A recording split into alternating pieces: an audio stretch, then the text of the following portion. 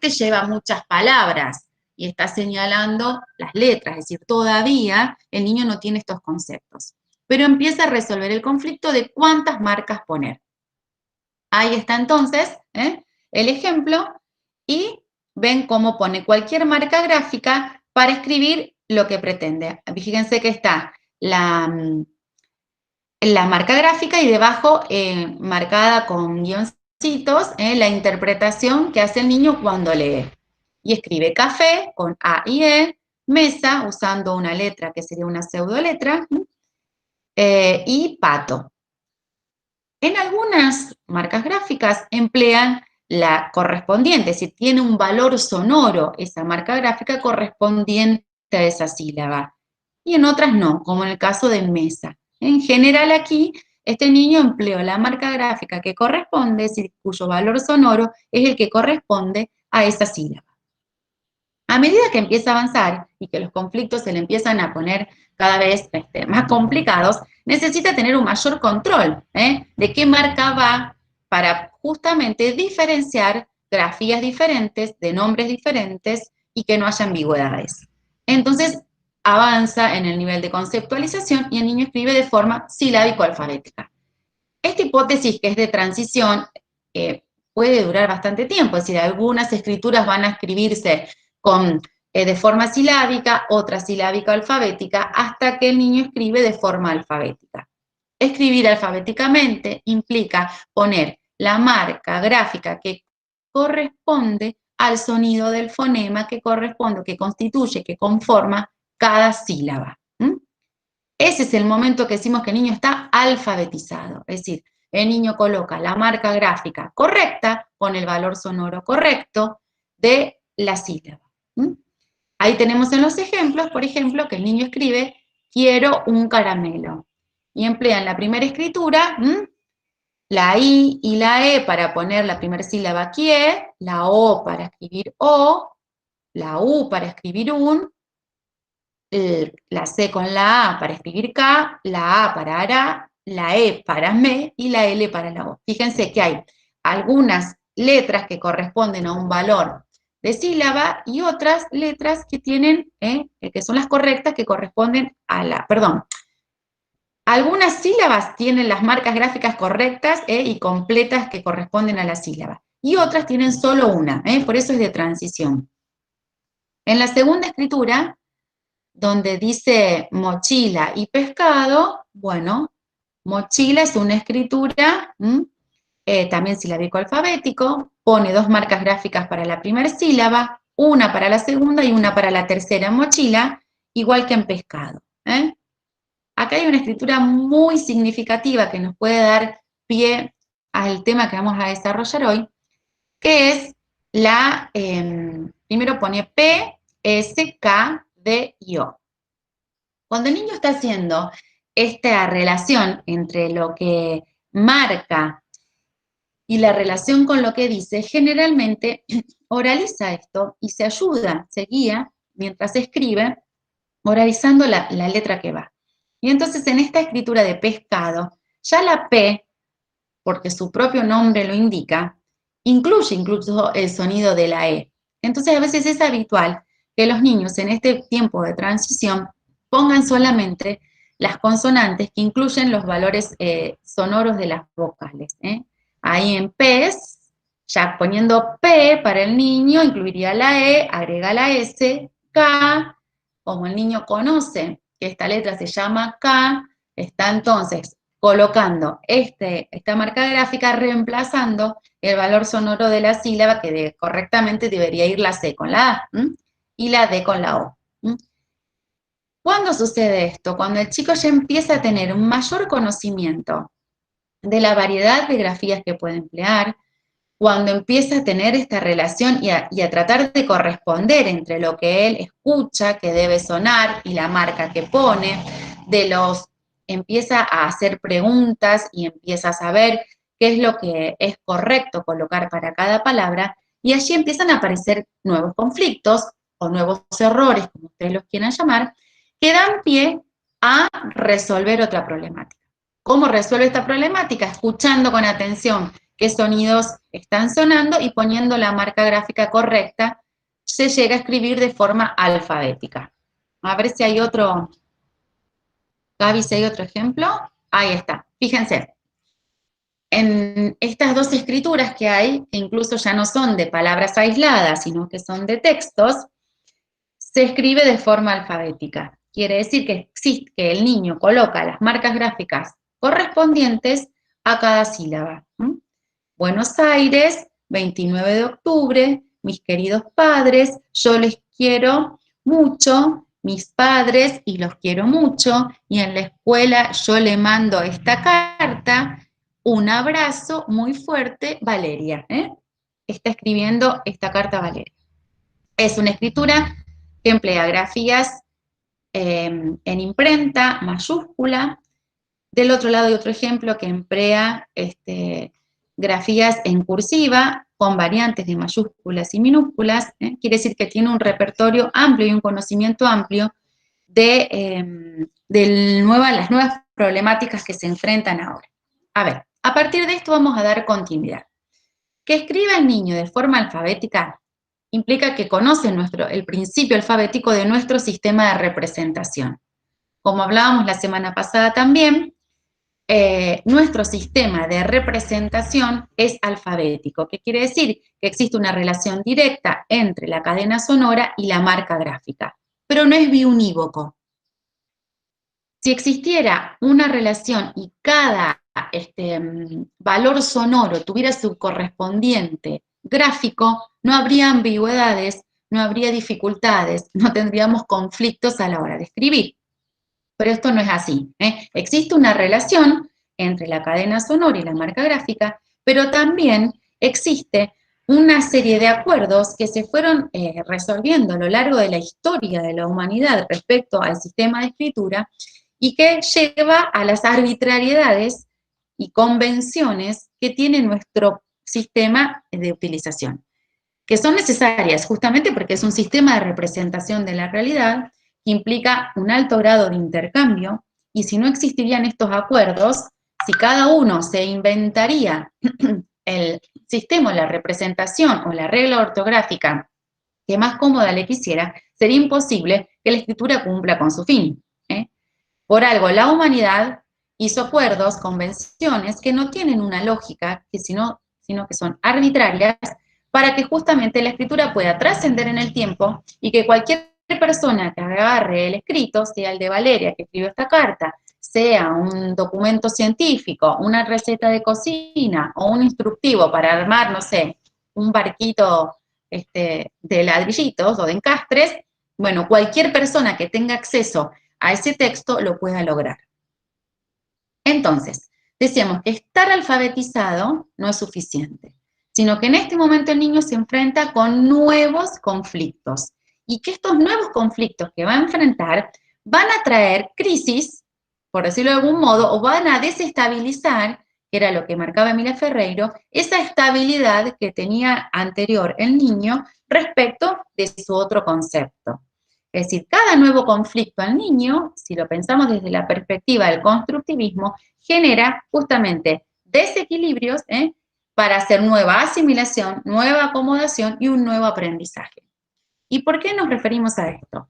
Porque el niño ahora se va a enfrentar a otros dilemas que tienen que ver con el sistema gráfico y el sistema ortográfico. Aquí lo tienen escrito, decimos que el sistema gráfico incluye todos los elementos de los que dispone nuestra lengua como sistema de representación del lenguaje oral. ¿Y qué incluye? Todo lo que tiene que ver con las marcas gráficas, que nosotros disponemos de 4 repertorios, digamos. El repertorio gráfico implica todo el dibujo de la letra sobre el papel, que puede ser en imprenta mayúscula o en imprenta minúscula, en cursiva mayúscula o en cursiva minúscula. Entonces, cada marca gráfica no es que tiene una sola alternativa de producción. En general, cuando el niño empieza a alfabetizarse, emplea la imprenta mayúscula, porque es la de más fácil trazado, es la de más común en todo lo que es el entorno de circulación del lenguaje escrito en donde se mueve el niño. Tiene acceso, en general los textos tenemos acceso a los textos en imprenta minúscula, es una letra que no se emplea demasiado en la escuela, pero sí es la que los chicos tienen acceso para poder leer. Y en general hay muy poca circulación de textos impresos en cursiva. En general hay muy pocos. A veces en los primeros grados hay con pictogramas que mezclan la letra cursiva con algún dibujo, como para que el chico tenga agilidad. Pero en general los contactos o las interacciones que tenemos cotidianas con todo lo que hace el lenguaje escrito en la realidad cotidiana, en general la letra cursiva se utiliza muy poco. Entonces, el repertorio gráfico decimos que incluye el repertorio de marcas gráficas, las variantes, como decíamos recién, gráficas, y los diacríticos. ¿Diacríticos a qué nos le llamamos? A todo eso que va complementando a la marca gráfica que se plasma en el papel o en el teclado o en la pantalla. Los diacríticos incluyen las virgulillas, que es los puntitos de arriba de la U cuando va con diéresis. Perdón, la virgulilla es la de la ñ. El punteado de la U, las comillas, apóstrofes, los signos de exclamación y de entonación, de exclamación y pregunta, y los corchetes. No sé si me estoy olvidando alguno. Acá están. Y todo lo que hace a los signos de puntuación, punto, punto y coma, dos puntos, puntos suspensivos, A ver, esto es importantísimo, ya con el ejemplo que tenemos para mostrarles, lo van a tener en cuenta. El colocar una letra mayúscula o una letra minúscula me puede a mí distinguir justamente un nombre propio de un sustantivo común. Llamar luz a una persona o hablar de la luz, hablar de Rosa o de alguien que se llame Rosa. Entonces, no son significados menores, cambia el significado, cambia el sentido de la palabra que estoy escribiendo, si yo coloco con una mayúscula o una minúscula. El tema de colocar correctamente los signos de puntuación, ya lo vamos a ver con el ejemplo. No es lo mismo decir no es nada, decir no, es nada. ¿Entienden? Es decir, esa coma puesta en ese lugar cambia o contradice la expresión de lo que estoy diciendo. Entonces, cada signo de puntuación me permite que quien escribe, el autor del texto, le dé el sentido y el significado de lo que quiere transmitir. Entonces, no son agregados sin importancia, sino que justamente constituyen el sentido y significado del texto que se quiere transmitir. Las posibilidades combinatorias es otro de los grupos que tenemos que analizar, y las restricciones o posibles combinatorias.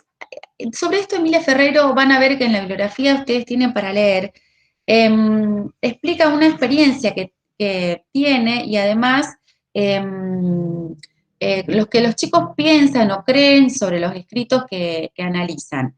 Y hay algunas cuestiones que por el simple hecho de estar en contacto con el lenguaje escrito que circula, que los chicos no emplean, como son, por ejemplo, la TH, que en nuestra lengua, que es el español, no se emplea, o invertir, poner la H antes de la C, eso no existe, o la WH, que en nuestra lengua no se utilizan y sí se utilizan en el inglés, por ejemplo.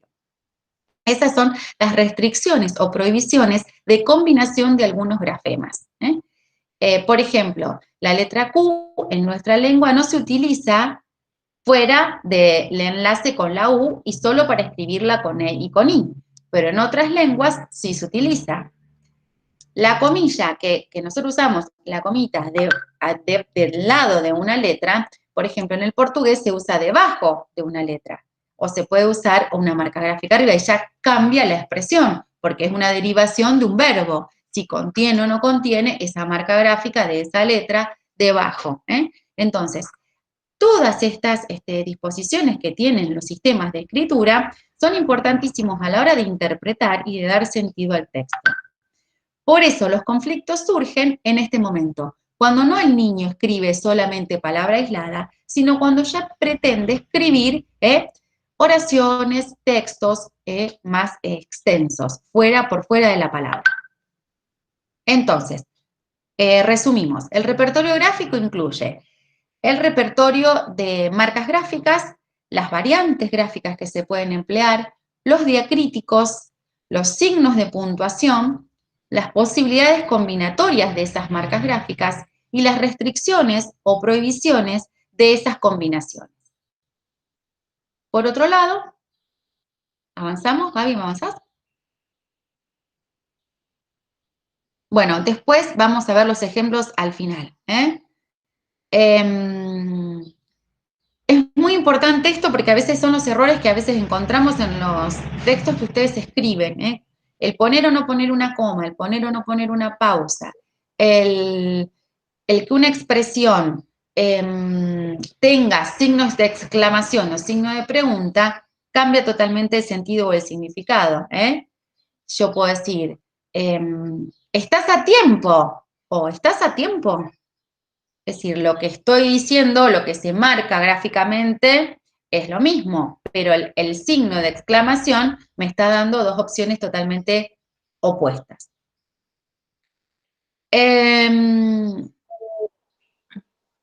A ver, entonces, como decíamos que el lenguaje no es biunívoco, no existe para cada sonido una marca gráfica, sino que existen arbitrariedades, nuestro sistema se encuentra con algunos conflictos, como son, por ejemplo, la polifonía, los dífonos, los dígrafos y los grafemas que no tienen sonido.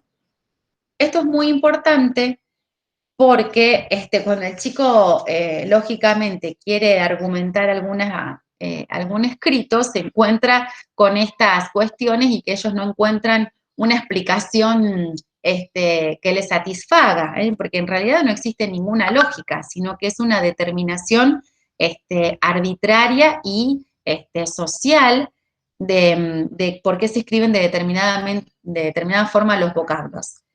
Cada tanto la Real Academia Española revisa expresiones y se van permitiendo algunas o prohibiendo otras, pero en general las más generales no varían. Nosotros decimos que como no tenemos una biunivocidad, existen polifonías. ¿A qué nos referimos con las polifonías? Con que un grafema puede corresponder a dos fonemas diferentes. Y en este caso es la letra C. Es decir, si está combinada con la letra E y con la letra I, suena igual que el sonido de la S en la oralidad. Pero si está combinado con la A, la O y la U, cambia su sonido, porque suena de otra manera. Lo mismo pasa con la letra G. Si está combinada con la A, con la O, con la A, con la O y con la U suena de una manera, y con la E y con la I suena diferente. O exige otra variante. Para que suene como G y Gui, necesita que se coloque la U intermedia, que esa es una disposición ortográfica, ya la vamos a ver. Los dífonos son los grafemas que en su oralidad se articulan mediante dos fonemas, como la X. Y los dígrafos son los fonemas que en la escritura pueden representarse con dos grafemas. En este caso son, por ejemplo, la C, la S y la Z, la L y la L y la Y en realidad, que nosotros no usamos L, sino que tiene que ver con nuestro regionalismo.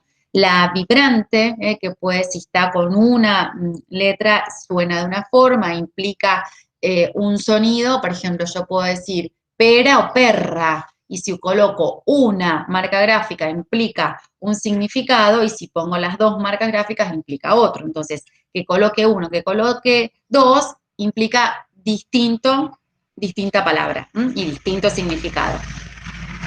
Y me falta la J y la G. Esos son los dígrafos, es decir, aquellos grafemas que a nivel de la oralidad tienen el mismo sonido. Y las grafemas que no tienen sonido, bueno, es el de la H, que es el único que tenemos en nuestra lengua, y la U utilizada con la con la Q, cuando se combina con la E y con la I, y con la G cuando se combina con la E y con la I también. ¿Estamos? Entonces, para nuestra lengua, tenemos estas posibilidades. A ver, ¿qué me estoy olvidando? Pues en los ejemplos es más fácil de ver. Pero avanza, Gaby.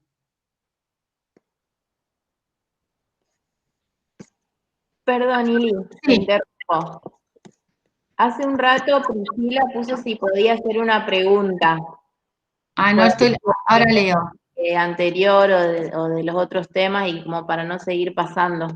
Bien, sí, Priscila, lo que quieras preguntar, respondemos ahora antes de dar continuidad.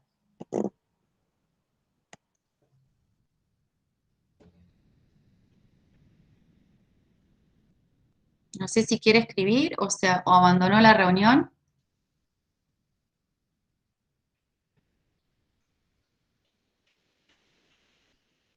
Ah, bueno, se tuvo que ir a trabajar, están diciendo. Bueno, de todas formas, recuerden que sigue abierta, después de la clase teórica, sigue abierto el foro de intercambio, así que las dudas que tengan de los artículos o de las clases, las pueden dejar ahí por escrito y en la medida que las vayamos recibiendo, intentamos responder. Quiero aclarar esto. Nosotros estamos haciendo esta distinción para poder analizar y para poder entender todo lo que implica y la complejidad que implica la reconstrucción para el niño del sistema de escritura. Pero estas cuestiones al niño se le presentan todas al mismo tiempo, es decir, no es que va a resolver los sistemas gráficos, después los ortográficos y la cantidad mínima, las variedades, sino que son, digamos, todas interferencias, si las podemos decir de algún modo, conflictos que se le presentan al mismo tiempo. Es decir, las dificultades están desde un principio. Ahora el niño, en la medida que va resolviendo, que va pudiendo comprender, conceptualizar, y dar respuesta a esa duda que le genera lo que tiene que escribir y cómo se escribe para que el otro lo pueda interpretar, entonces va permitiendo que avance. Pero en realidad, digamos, desmembrar sistema gráfico de ortográfico es solo para el análisis. Van unidos, van entrelazados siempre. Y a veces se va a encontrar con los problemas de cantidad cuando también se tenga que poner a ver dónde ubicar los blancos gráficos, que es lo que vamos a ver ahora. Entonces, dentro del sistema gráfico, recordamos, son las posibilidades de las grafías que utiliza, las alternativas, las posibilidades de combinación, y las alternativas como polígrafos, dígrafos, dígrafos y grafemas sin sonido. Mientras que del lado del ortográfico, las dificultades tienen que ver con las reglas y las normas o disposiciones que arbitrariamente se determinaron en nuestro sistema de representación para el empleo o el uso o las variantes de determinadas marcas gráficas, diacríticos, comas y todo lo que vimos en el sistema gráfico. Entonces, nuestro sistema tiene determinadas reglas y normas o disposiciones que se resolvieron a lo largo de la historia de la humanidad para determinar que se escriban las palabras como nosotros las conocemos y del modo y utilizando las marcas gráficas que tienen que ir. Es decir, que vaca se escriba con B corta o V, como también se la nombra ahora, y no con B larga o B, como también se la nombra, no tiene una lógica, sino que es una disposición y una norma de nuestro sistema. Que para escribir suave se escriba con B corta, tampoco tiene una lógica. Es decir, los chicos intentan buscar alguna respuesta, alguna asociación, algo que les satisfaga a la hora de escribir, pero son arbitrarias y convencionales. El tema de que sea convencional implica que tiene perdurabilidad y que cualquiera que lo lea va a entender. Si no, corremos el riesgo de tener conflictos. Por ejemplo, si yo escribo revólver sin tilde y revolver, a ver, se transforma en una palabra o en dos palabras diferentes. Una puede ser un sustantivo y otra puede ser un verbo. Si yo digo líquido y líquido, también, es decir, la colocación o no de una tilde me implica que son dos palabras totalmente diferentes. Si yo digo mate y maté es un sustantivo o es una acción o es un verbo. Y entonces, las letras que conforman esa palabra son M-A-T-E. No hay dudas, ¿eh? Puedo usar las variantes gráficas que quiera para escribirlas, pero la tilde me marca que es una acción o que es un sustantivo, ¿eh? Entonces, de este tipo de normas no nos podemos desprender porque estamos cometiendo errores para la coherencia, para la cohesión y para la correcta, el correcto destino que tiene este texto escrito para la posteridad. Entonces, no responden a un criterio lógico, son arbitrarias y convencionales. Esto hace que sea un aprendizaje más dificultoso para los niños, por eso emplea bastante tiempo y siempre tenemos dudas, y cuando tenemos dudas sobre cómo se escribe determinada palabra, bueno, recurrimos a los diccionarios o los demás dispositivos que tengamos a mano para poder chequear si es correcto o no la utilización de determinada palabra.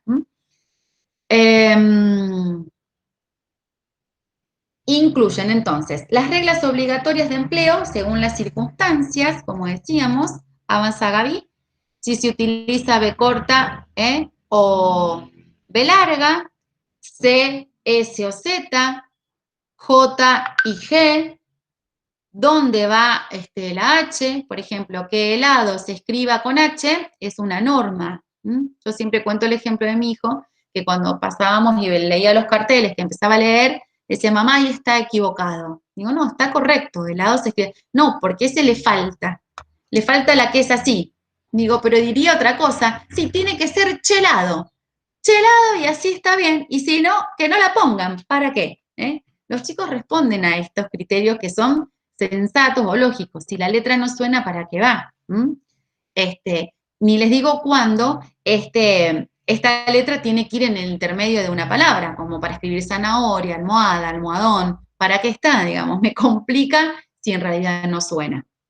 Entonces, las reglas obligatorias tienen que ver con el empleo de estas variantes gráficas, si tengo que emplear C, S o Z, si tengo que emplear G o J, si tengo que emplear la H, si tengo que emplear la L o la Y, si va con una R o con doble R. Y por otro lado, la ubicación correcta de los blancos gráficos. Este es un concepto muy importante porque la ubicación correcta del blanco gráfico implica que el niño vaya paralelamente construyendo la conceptualización y la idea de lo que es una palabra. Es decir, a veces cuando uno emplea el teclado y el tema de los avances tecnológicos, le permiten al chico visualizar esto. En el teclado tanto de una computadora como del celular, no solo que tenemos todo el repertorio de letras disponible al alcance, no solo de las variantes de letras, sino las numéricas también, de algunos signos diacríticos que también están impresos en los teclados, y ahí nos permiten ver los corchetes, y algunos tildes y los puntos y la coma. Y también está ocupando un amplio espacio la barra espaciadora. Fíjense que tanto en el teclado del celular como en una computadora, la barra espaciadora ocupa pero muchísimo más espacio que cualquier otra tecla. No tiene el mismo tamaño que las otras teclas de los teclados. Esto es importante que a veces el chico vea en concreto por qué es importante colocar el espacio. Dónde colocar el espacio para que diga lo que yo quiero decir y que el otro pueda leer lo que quiero decir, que el otro pueda interpretar correctamente lo que quise marcar. Cuando el niño no ubica correctamente los blancos gráficos, se encuentra con dos conflictos, que son la hiposegmentación o la hipersegmentación. Cuando hablamos de hiposegmentación, implica que utiliza menos blancos gráficos de los que debería colocar correctamente. Y entonces se quedan las palabras como pegoteadas y amontonadas. ¿Esto cuándo sucede? En general, cuando el niño tiene todavía resabios de lo que es la hipótesis de cantidad mínima, y entonces si tiene que emplear como aquí en el ejemplo, tendría que escribir, el oso escuchó a la ardilla. Si lo escribe colocando correctamente el blanco gráfico, tendría que colocar el primer blanco gráfico después del artículo, que es el. Pero esas dos letras son poquitas, y encima se encuentra con otra palabra siguiente que también tiene poquitas letras y encima muy iguales. Entonces, ¿cómo resuelve ese conflicto? Son dos y muy poquitas, las amontona, las pega, elimina el blanco gráfico. Y sigue escribiendo a la ardilla también. La A solita debería ir LA para marcar el artículo y ardilla. Esas letras sueltas son poquitas, encima muy similares. Elimina el blanco gráfico y resuelve su conflicto. Allí sí se puede leer, porque son las que corresponden. Ahora vamos a ver los criterios de por qué hipo o hipersegmentan. Cuando utilizan menos blancos gráficos de los correctos, aparece la hiposegmentación. El niño todavía no tiene construida la noción de palabra y le parece que esas dos letras sueltas no dicen. Cuando hay hipersegmentaciones es porque en realidad coloca más blancos gráficos de los que debería. Y también el conflicto a veces tiene que ver con esto que conocen, que dos letras solas también dicen y que significan, como por ejemplo en el ejemplo de abajo, cuando dice el oso, escuchó a la ardilla.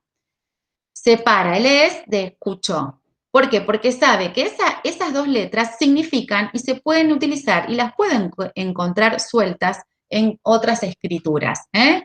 Y como estos ejemplos, vamos a ver otros. Es decir, el niño que se enfrenta con las dificultades para reconocer como palabras, y palabras legibles y que tengan significado, a los artículos, preposiciones, pronombres, y rescatan de eso que tienen que escribir aquellos vocablos o aquellas palabras, que ellos no lo conocen como palabra, que tienen un valor semántico significativo más fuerte, como son los sustantivos, los verbos, los adjetivos. En general, de lo que escriben, rescatan estas palabras con valor más significativo, y lo que tiene que ver con pronombres, preposiciones, artículos, tratan de resolver el conflicto o hipersegmentando, hasta que descubren que él es una palabra, que un es una palabra, que por es una palabra, y que las tengo que emplear con el valor correcto para darle sentido y significado a lo que escribo. Vuelvo a reiterar, estos conflictos aparecen cuando el niño trata de escribir más allá de la palabra, cuando intenta escribir una oración, una frase, un texto. Por eso es tan importante exponer al niño al contacto con los textos desde muy chiquititos, porque ahí se pueden empezar a cuestionarse y también puede empezar a resolver los conflictos. Esto, Gaby, creo que son ejemplos de tus niños, ¿no? ¿De escuela? Si querés contar un poco vos de cómo fue la situación, pero está genial todos los ejemplos que están ahí. ¿Querés contarlos, Gaby? ¿O sigo? Y A después ver, lo vemos que el... pasa, claro, que si yo salgo de la presentación, no la veo. Ah, bien. Está bien. Bueno, aquí tenemos ejemplos de hiposegmentación. Los niños tenían que escribir un cuento, fíjense que está precioso porque acompañan con la imagen gráfica, está el dibujo y al lado la escritura. Sebastián dice, a ver, esperen que leo, Sebastián tiene a Sebastián, Sebastián asustando a Anita, ¿no? Yo lo veo muy chiquitito en mi pantalla. Sebastián asustando a Anita. Fíjense que me costó a mí leerla justamente porque faltan los espacios blancos. Entonces, aparece como un continuo, una escritura continua. Esta escritura responde a todo lo que ya el niño conoce, sigue una direccionalidad, tiene una linealidad, emplea las marcas gráficas correctas en variante, mayúscula, imprenta. Son las que corresponden, el niño está alfabetizado porque cada marca gráfica responde y tiene su valor sonoro. Lo que pasa es que están todas amontonadas y no hay distinción entre dónde empieza y termina una palabra. La colocación correcta de blanco gráfico no está empleada y entonces se dificulta la interpretación al leer. En la segunda frase dice, Luis y, ¿qué dice? Lo veo muy chiquitito. Lucianita piensa un rato. Ah, Lucianita piensa un rato. Ay, mi vida, y encima en diminutivo, ¿eh? Y la de abajo, Lucianita, lo veo muy chiquito, chicas, me está faltando. A ver si lo amplío acá, esperen. Le pongo, no puedo ampliar la imagen. Ahí va. Dice, Lucianita asusta a Sebastián. Bien. Fíjense que acá está muy genial esto que sucede. Piensen, niños, que están en proceso de alfabetización. En la segunda escritura no le alcanza el espacio gráfico que cuenta. Y entonces continúa ahí. Y respetando, ¿no?, la sílaba. Pero en la tercera escritura, la escritura es alfabética, el valor sonoro de la letra se respeta, pero cuando llega al final del renglón, del espacio gráfico, no sabe cómo volver y entonces escribe al revés, como dando continuidad a ese continuum que todavía pretende graficar a la hora de escribir. Pero la escritura no coloca correctamente los blancos gráficos, en realidad acá no aparecen, y entonces son todas escrituras hiposegmentadas. ¿Vamos con el otro? Después, de última, volvemos con los ejemplos. Habrá de... A ver, detenemos acá. Entonces, antes, Gaby.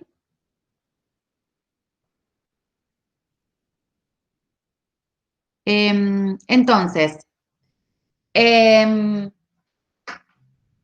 ¿no hay ejemplo de hipersegmentación?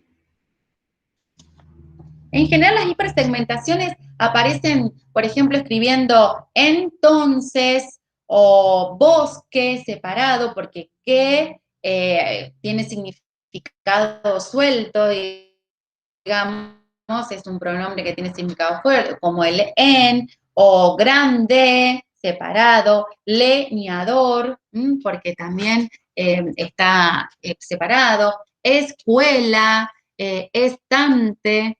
En general así hipersegmentan los niños. Cuando descubren que dentro de de lo que sería una palabra, hay una parte que es una sílaba que puede tener un significado solo.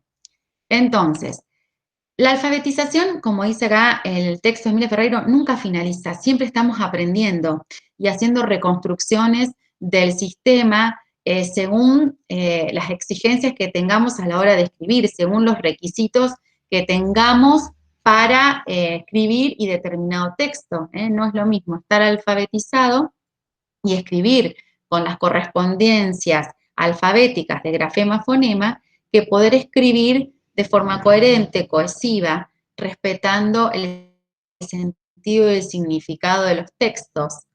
Entonces, el sistema ortográfico implica responder a las arbitrariedades de nuestro sistema, pero luego nos enfrentamos con otros conflictos, como por ejemplo escribir instructivos, escribir textos científicos, escribir textos argumentativos, ahora que se utiliza mucho el lenguaje en la informática, blogs, propagandas, cartas formales, o romper la formalidad y emplear la escritura para publicidad o para alguna publicidad de un producto, es decir, hay que destacar determinadas cosas, y entonces nos encontramos con que tenemos que manejar otros aspectos que hacen a lo gráfico, al ortográfico, al texto, al paratexto, y todo eso implican reconstrucciones constantes y continuas de nuestro sistema de escritura. Antes de seguir con esto, que me parece que, no sé si hay otro ejemplo, esta es la última, quería que veamos el ejemplo que tenemos de la ortografía, que está genial para que vean la importancia del empleo de las comas, los signos de pregunta, para utilizar un escrito.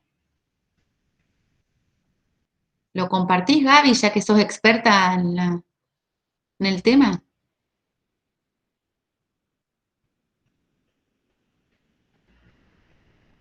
Bien. Entonces, mientras lo ponemos, recordamos y reafirmamos. Una vez que el niño escribe de forma alfabética, se encuentra con otros conflictos, como son el manejo y la reconstrucción del sistema gráfico y ortográfico. Sistema gráfico implica todas las variantes, las marcas gráficas que podemos emplear, sus posibilidades de combinatoria y sus prohibiciones. Y todo el sistema ortográfico implica lo que nuestro propio sistema de escritura permite o prohíbe a la hora de escribir todas las palabras de nuestra lengua. Y además, la ubicación correcta de los blancos gráficos para evitar las hipo o hipersegmentaciones.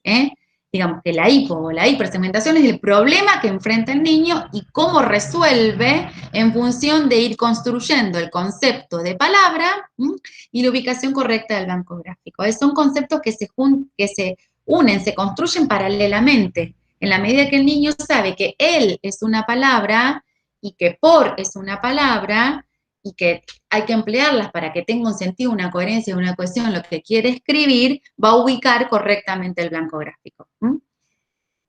Además, el empleo correcto de los signos de puntuación. Y para que lo vean en un ejemplo concreto, les trajimos esto porque está muy ingenioso, y fíjense cómo un mismo texto puede tener al menos 3, 4 o a veces hasta más interpretaciones. Entonces, las variantes de nuestro sistema, aquí está el primer ejemplo, y que dice, si el hombre supiera realmente el valor que tiene la mujer, andaría a 4 patas en su búsqueda.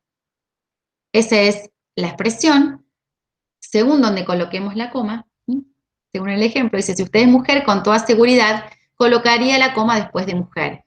Si el hombre supiera realmente el valor que tiene la mujer, andaría a 4 patas en su búsqueda. Si es un hombre, colocaría la coma después de hombre. Si el hombre supiera el valor que tiene, la mujer andaría a 4 patas en su búsqueda.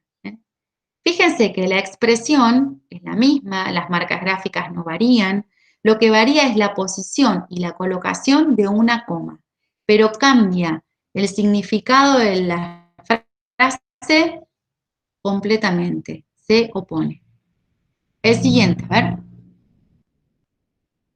Bueno, los signos de puntuación, los que vimos antes, entonces punto y coma, 2 puntos, puntos suspensivos, los signos de interrogación, de exclamación, paréntesis, corchetes, la raya de diálogo, importantísimo de colocar la raya de diálogo, y a veces para los niños es muy difícil, porque implica un espacio de intercambio, donde el niño se tiene que correr entre quien está escribiendo y quien toma la palabra. Entonces, si no coloco correctamente la marca de diálogo, marcando que hay distintas personas tomando la palabra, se transforma en un texto totalmente complejo, ambiguo, confuso.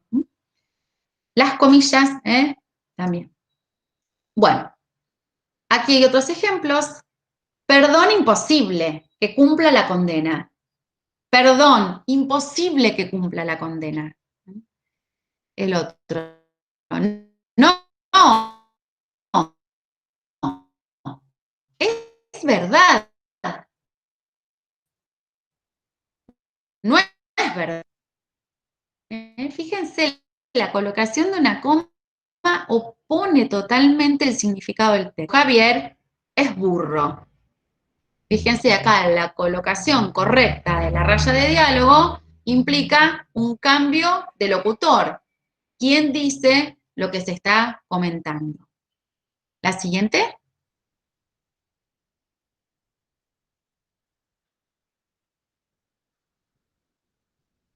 Bueno, y aquí está el ejemplo, que está muy ingenioso. Les voy a leer. Se cuenta que un señor, por ignorancia o malicia, dejó al morir el siguiente testamento sin signos de puntuación. Voy a tratar de leerlo sin signos, pero es difícil. Dejo mis bienes a mi sobrino Juan, no a mi hermano Luis, tampoco jamás se pagará la cuenta del sastre, nunca de ningún modo para los jesuitas, todo lo dicho es mi deseo. Lo único que tiene es un punto final y unas comillas porque son palabras de quien deja el testamento. El juez encargado de resolver el testamento reunió los posibles herederos, es decir, al sobrino Juan, al hermano Luis, al sastre y a los jesuitas, y les entregó una copia del confuso testamento con objeto de que le ayudaran a resolver el dilema. Al día siguiente, cada heredero aportó al juez una copia del testamento con los signos de puntuación. Y entonces Juan, el sobrino, escribió lo siguiente: dejo mis bienes a mi sobrino Juan, no a mi hermano Luis. Tampoco, jamás, se pagará la cuenta del sastre. Nunca, de ningún modo, para los jesuitas. Todo lo dicho es mi deseo. Fíjense, aquí variamos. No solo que colocaron puntos, comas, sino que detrás del punto y coma también las mayúsculas correspondientes. Según Juan, este era el deseo de su tío. Para Luis, que era el hermano, dice lo siguiente: ¿dejo mis bienes a mi sobrino Juan? No, a mi hermano Luis. Tampoco, jamás se pagará la cuenta del sastre. Nunca, de ningún modo para los jesuitas. Todo lo dicho es mi deseo. Fíjense que aquí está el texto armado en beneficio de Luis. Vamos a ver qué dice el sastre. ¿Dejo mis bienes a mi sobrino Juan? No. ¿A mi hermano Luis? Tampoco, jamás. ¿Se pagará la cuenta del sastre? Nunca. No, perdón, ¿se pagará la cuenta del sastre? Nunca, de ningún modo para los jesuitas. Todo lo dicho es mi deseo. Para los jesuitas, ¿dejo mis bienes a mi sobrino Juan? No. ¿A mi hermano Luis? Tampoco, jamás. ¿Se pagará la cuenta del sastre? Nunca, de ningún modo. Para los jesuitas, todo. Lo dicho es mi deseo. ¿Qué dice el juez? Todavía pudo añadir otra interpretación. ¿Dejo mis bienes a mi sobrino Juan? No. ¿A mi hermano Luis? Tampoco. Jamás se pagará la cuenta del sastre. Nunca, de ningún modo, para los jesuitas. Todo lo dicho es mi deseo. Así que el señor juez, ante la imposibilidad de nombrar heredero, tomó la siguiente decisión. Por lo que no resultando herederos para esta herencia, yo, el juez, me incauto de ella en nombre del Estado y sin más que tratar, queda terminado el asunto. Genial, genial este texto. Fíjense que por lo menos tuvimos 5 interpretaciones. El texto era el mismo, las palabras las mismas. Variamos el uso de las comas, los puntos, los signos de expresión para preguntar o para exclamar. Entonces, justamente la reflexión final es: no dejes que otros interpreten tus ideas como ellos quieran, sino como tú lo pensaste. Al escribir, procura usar los signos de puntuación correctamente. Bueno, nos pareció muy ingenioso esto para que vean que no son cuestiones menores. Y si nos da trabajo a nosotros, imagínense un niño que está en proceso de reconstrucción y que tiene que manejar tantos conceptos al mismo tiempo. Imagínense que si a la humanidad le llevó siglos llegar a acuerdos, que el niño lo logre en poquitos años, porque en realidad son muy poquitos, algunos empiezan muy temprano porque se empiezan a interrogar, y el tema del acceso tan temprano al lenguaje escrito por los dispositivos ahora, o porque nos rodea la escritura todo el tiempo, hace que el niño empiece a preguntar en qué empieza a querer responder y escribir y buscar las alternativas. Pero se encuentra con todos estos conflictos. La mirada de la perspectiva psicogenética es justamente esa. A partir de esos conflictos que se le presentan al niño, va a ir sacando las conclusiones, va a ir estableciendo hipótesis de conceptualización y de respuesta que le den posibilidad de continuar. Opera el niño con ese entorno, con ese objeto que es la escritura circulando en su entorno con el que interactúa, pero siempre necesita de un otro que le pueda ayudar a resolver esos conflictos, que le dé respuestas. Vamos a cortar acá, me parece, porque si no vamos a seguir confundiendo mucho y se hace muy extenso. Quiero que presten atención, ya que se está grabando, los que van a ver el teórico después. La bibliografía está vamos a subir este Power y el ejemplo para que lo vean también en el espacio de materiales. La semana próxima va a ser un trabajo diferente, porque va a ser teórico práctico. Necesitamos que participen la mayor cantidad de grupos posibles, porque va a ser el momento en que ustedes tengan la oportunidad de hacer preguntas, de hacernos todas las preguntas que crean necesarias, si entienden, si pudieron ver los enlaces, meterse, comprender, razonar a partir de las problemáticas que se plantean los niños. Entonces, aprovechen ese momento. También lo vamos a emplear para hacer consultas de examen final, porque después el día primero tenemos mesa de examen nuevamente. Así que es probable que ese día también suspendamos las clases. Entonces aprovechen, por favor, la clase de la semana próxima para anoten las dudas, participen de la clase, vamos a tratar de que sea lo más dinámica posible con todos los interrogantes que tengan. ¿Algo más, chicas, que se me esté escapando?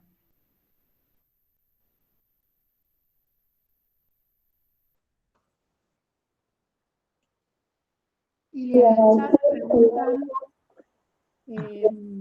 qué textos hay que leer de Emilia Ferreiro para el trabajo de la semana que viene. En realidad, Iliana marcó uno de los textos que es bien concreto, que es el de Goodman, el de Ferreiro en el libro de Goodman, que es el más aclaratorio. Toda la bibliografía de Emilia Ferreiro es muy rica para la lectura porque tiene múltiples ejemplos que les pueden ir dando ideas de cuál fue el análisis que ella fue realizando y cómo fue mirando, interpretando cada una de esas situaciones.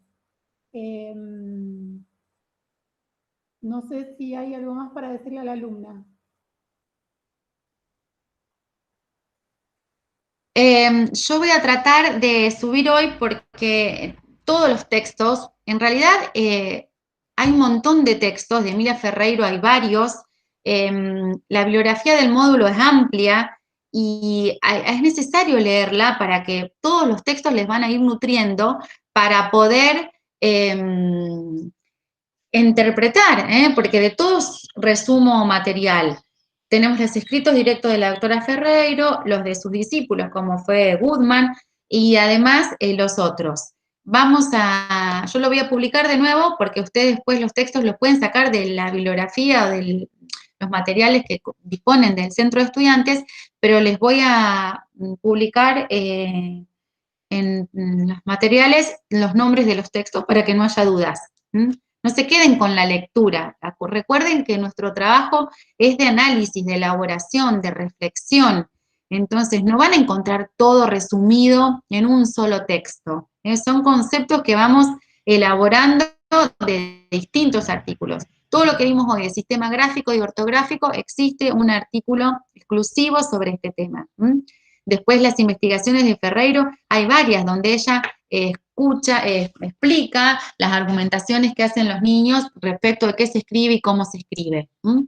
Así que ahora apenas terminamos la clase, yo voy a tratar de subir estos dos Power que estuvimos usando durante la clase y además voy a publicarles la bibliografía para que la consulten, para que después los textos los busquen de donde puedan. Algo.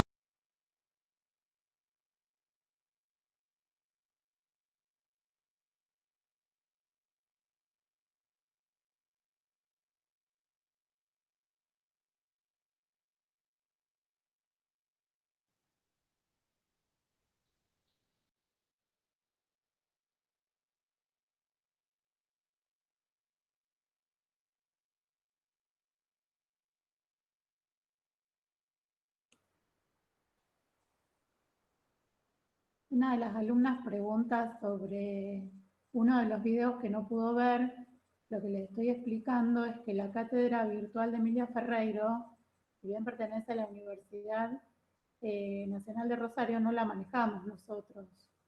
Eso es una cuestión que tiene que ver netamente con la organización del ámbito virtual de la cátedra, no de nuestra cátedra.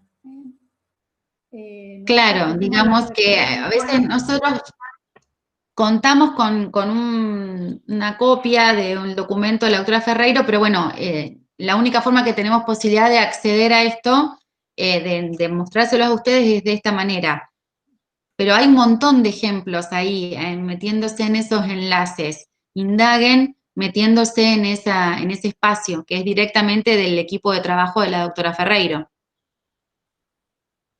Bueno, si cortamos para que no se extienda demasiado y apunten todas las dudas, ustedes miran los videos, las dudas que tengan, lo que no les queda claro, o a lo mejor acceden hasta un punto y no pueden continuar con otro, y aprovechenlo, anótenlo, consígnenlo para que la semana que viene realmente sea más ágil la clase, y podamos intercambiar de buena manera.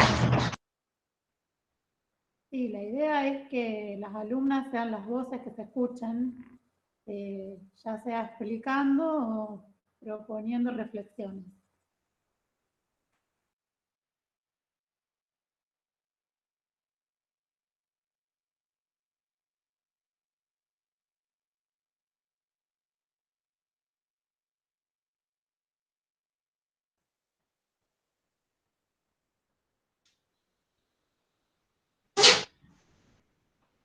Se me cortó el sonido. Gaby, no escuché nada de lo que dijiste. No, que la idea es que las alumnas sean las que lleven adelante las reflexiones y puedan elaborar los análisis. Nosotros estaremos ahí para las dudas que surjan, pero que sea Exactamente. participatorio. Exactamente, de eso se trata, hacer un trabajo de intercambio, ¿no? No es una exposición ni es una clase, pero traten por eso les dimos 2 semanas de tiempo para que lo puedan ir haciendo. Si surge alguna duda durante la semana, lo pueden hacer a través del foro, comentar, pero la idea es que sea más ágil de esta manera. Bueno, nos vemos y ya inmediatamente les subimos el material para que consulten. Hasta luego, buenas tardes.